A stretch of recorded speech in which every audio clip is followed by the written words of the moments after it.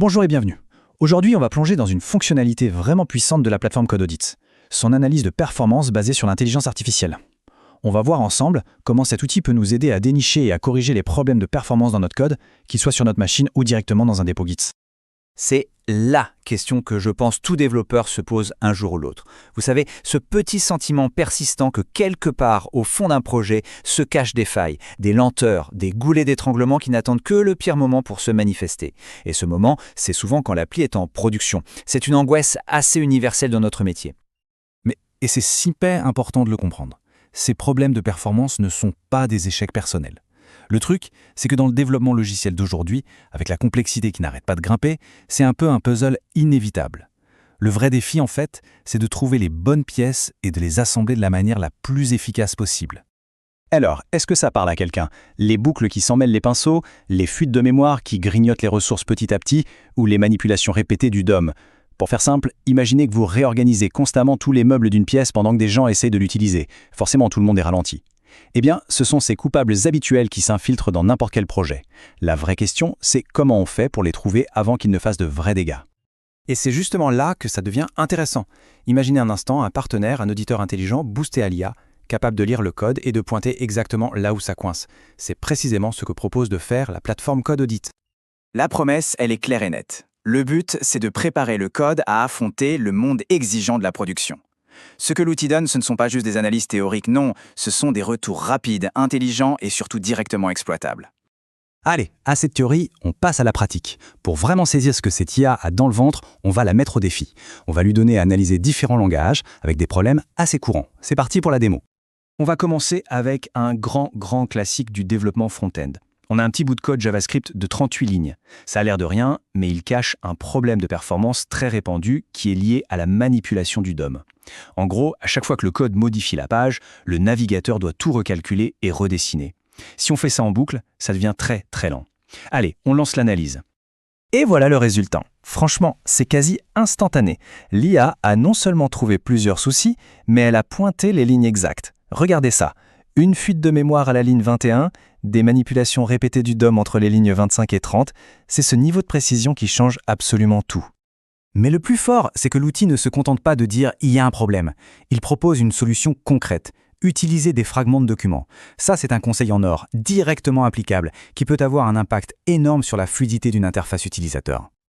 Ok, prochain test, on passe à un autre défi. Un script Python assez classique, avec une fonction de recherche dans une liste. Le souci, elle n'est pas du tout optimisée. Elle fait ce qu'on appelle une recherche linéaire, c'est-à-dire qu'elle vérifie les éléments un par un. C'est vraiment le cas d'école parfait pour tester la logique de l'IA. Et là, sans surprise, l'IA met le doigt pile sur le problème. Elle a tout de suite vu l'inefficacité de la recherche linéaire dans la fonction FindUser et l'a classée en sévérité élevée. C'est exactement le genre de choses qui peut mettre une application à genoux quand on passe à grande échelle. Allez, dernier petit test, cette fois avec du Java. Là, le problème est un peu plus subtil, un peu plus vicieux. C'est une mauvaise gestion des ressources, avec une structure de données qui se redimensionne tout le temps. Voyons voir s'il peut le repérer. Et bingo, il l'a trouvé. Cette suggestion, elle prouve que l'IA ne fait pas que chercher les grosses erreurs évidentes. Non, elle comprend les bonnes pratiques spécifiques à chaque langage. Ici, elle conseille une technique d'optimisation bien connue en Java pour mieux gérer la mémoire. C'est très malin. Bon, analyser des petits bouts de code, c'est une chose. C'est bien, mais qu'est-ce que ça donne sur de vrais gros projets? Les projets complexes du monde réel. C'est le moment de pousser l'outil dans ses derniers retranchements. Alors attention, on monte le niveau d'un cran. Le prochain défi, c'est ça, un seul fichier Python qui sert à de la vision par ordinateur et qui contient plus de 300 lignes de code. Là, on ne joue plus dans la même cour, ce n'est plus un petit snippet. Et là, franchement, les résultats sont bluffants. L'IA a scanné tout ce monstre de code et a sorti des trucs très précis. Une fuite de mémoire dans une fonction de tracking, une variable qui n'était pas assignée, une boucle de cache inefficace, une utilisation trop élevée du processeur à cause de boucles imbriquées et même un goulet d'étranglement bien identifié. C'est le genre d'analyse qui, pour un humain, pourrait prendre des heures, voire des jours. Ok, on va pousser le bouchon encore plus loin. Le test ultime, le vrai test du monde réel, c'est d'analyser du code directement depuis sa source, un dépôt Git public. On va prendre un projet en C++ pour de la gestion multicaméra avec ROS. Ce qui est vraiment génial ici, c'est que l'outil ne se contente pas de dire « il y a un problème ». Il va plus loin, il donne une estimation du gain de performance qu'on peut espérer. On voit ici des améliorations potentielles de 10, 15 et même 20%. Ça aide énormément à savoir par où commencer et à prioriser les efforts d'optimisation.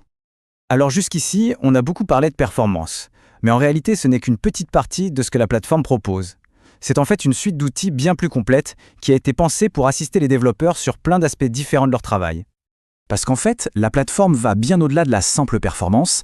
Elle intègre aussi une analyse de sécurité pour débusquer les vulnérabilités, un générateur de tests pour améliorer la couverture du code, un outil pour traduire du code d'un langage à un autre, et même un assistant pour rédiger la documentation. C'est une vraie boîte à outils complète. Prenons la doc, par exemple. Ce n'est pas juste un petit outil qui ajoute des commentaires. La plateforme peut générer des guides techniques entiers, des manuels d'installation, de la documentation pour le dépannage ou même pour une migration. C'est juste une automatisation massive de tâches qui, on va pas se mentir, sont souvent super longues et fastidieuses. Tout ça, ça nous amène à une question de fond, non ? Quand les outils qu'on utilise deviennent aussi intelligents, capables d'automatiser l'audit, l'optimisation, les tests et même la documentation, la nature même du métier de développeur commence à changer. La question n'est plus seulement comment je fais pour que ce code fonctionne, mais plutôt